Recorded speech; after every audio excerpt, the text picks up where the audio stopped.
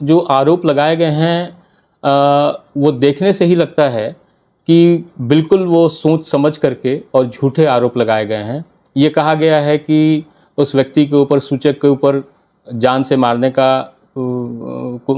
की कोशिश की गई। इसके अलावा जो है एक बहुत ही गंदा आरोप लगाया गया है एक भिक्षुणी के ऊपर, और ये कहा गया है कि कुछ लोग उनके छाती के ऊपर चढ़ गए, गला दबाने की कोशिश हुई और ये उनका दांत टूट गया, ये भी एक क्लेम है सूचक का। तो इतने गंभीर रूप से अगर वो जख्मी हुए तो तुरंत उन्होंने कंप्यूटर पर टाइप करके ये रिटन रिपोर्ट कैसे दे दिया। अगर ये घटना वास्तविक होती तो या तो वो मेडिकल में जाते, मेडिकल में फर्द बयान दर्ज होता, या घटनास्थल पर भी पुलिस थी, घटनास्थल पे उनका फर्द बयान दर्ज होता। लेकिन चूंकि एक बनी बनाई बनावटी घटना करके और भंते जी को जेल भेजना था जो उनके विरोधी हैं, इसी के चलते ये एक काल्पनिक घटना बना करके और एफआईआर दर्ज की गई। भंते विनयाचार्य जी को बेल कराने के लिए क्या कहना चाहेंगे उन लोगों से? मैं यही आश्वासन देना चाहता हूं कि हम लोग न्याय के लिए लड़ रहे हैं और बहुत शीघ्र आप लोगों की शुभकामना से भंते जी का बेल हो जाना चाहिए। सुमित पाल जो हैं वो सूचक के रूप में हैं, और अगर वो कह रहे हैं कि उन्होंने एफआईआर नहीं दर्ज कराई है तो ये अपने आप में एक अनुसंधान का विषय है कि उन्होंने अगर नहीं दर्ज कराई तो उनके नाम पर किसने दर्ज कराई। जो आरोप लगाए गए हैं वो बैठ करके एक सोची समझी साजिश के तहत और एक कंप्यूटर पर टाइप करके एक व्यक्ति ने लगाया है। उस व्यक्ति का कहना है कि मैं जब अपनी दुकान बंद करके जा रहा था तो उसके ऊपर हमला हुआ, जो सूचक हैं इस केस के।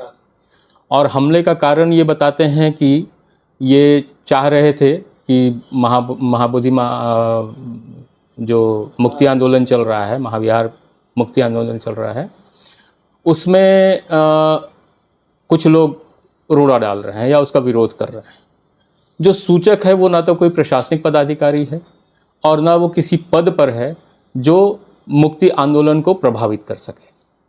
तो किसी भी साधारण व्यक्ति के ऊपर कोई, जो भी वहाँ आंदोलनकारी लोग हैं या भंते जी हैं, क्यों हमला करेंगे, पहली चीज़। दूसरी चीज़, जो आरोप लगाए गए हैं वो देखने से ही लगता है कि बिल्कुल वो सोच समझ करके और झूठे आरोप लगाए गए हैं। ये कहा गया है कि उस व्यक्ति के ऊपर, सूचक के ऊपर जान से मारने की कोशिश की गई। इसके अलावा जो है एक बहुत ही गंदा आरोप लगाया गया है एक भिक्षुणी के ऊपर, और ये कहा गया है कि कुछ लोग उनके छाती के ऊपर चढ़ गए, गला दबाने की कोशिश हुई और ये उनका दांत टूट गया, ये भी एक क्लेम है सूचक का। तो इतने गंभीर रूप से अगर वो जख्मी हुए तो तुरंत उन्होंने कंप्यूटर पर टाइप करके ये रिटन रिपोर्ट कैसे दे दिया। ये अपने आप में एक बहुत बड़ा प्रश्न है जिसका जवाब प्रशासन को या जो सूचक हैं उनको देना होगा। क्योंकि कोई भी व्यक्ति के ऊपर अगर इस तरीके का हमला होता है और वो घायल हो जाता है, उसकी छाती पे लोग चढ़ जाते हैं और दांत टूट जाता है, तो एक नेचुरल जो उसका आउटकम होगा कि उनका फर्द बयान वहाँ पे दर्ज होना चाहिए।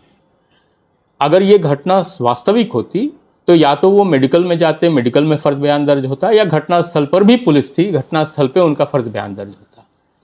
लेकिन चूंकि एक बनी बनाई बनावटी घटना करके और भंते जी को जेल भेजना था जो उनके विरोधी हैं, इसी के चलते ये एक काल्पनिक घटना बना करके और एफआईआर दर्ज की गई। इस केस में पुलिस की भी मिली भगत कुछ लग रही है?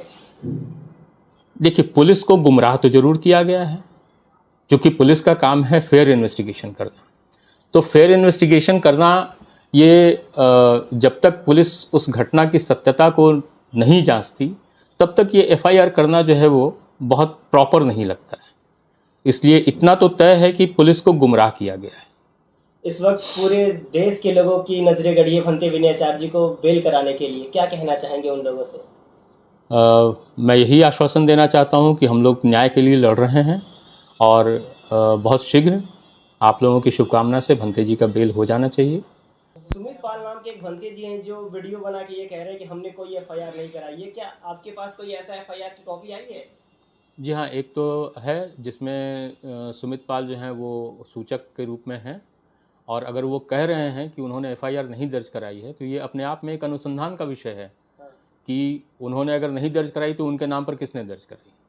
दूसरी चीज़ है कि इस पूरे मामले में जहाँ तक मैं समझ पाया हूँ कि इस आंदोलन को कुचलने के लिए, चूँकि भंते विनयाचार्य जी बहुत शिद्दत से और एक बहुत अच्छे तरीके से इस आंदोलन को आगे बढ़ा रहे थे, तो उनके जो भी विरोधी हैं वो बार बार इन लोगों के ऊपर एक एफआईआर, 1 बाय 1 एफआईआर दर्ज कराते चले जा रहे हैं, जो निश्चित रूप से एक साजिश की ओर संकेत करता है।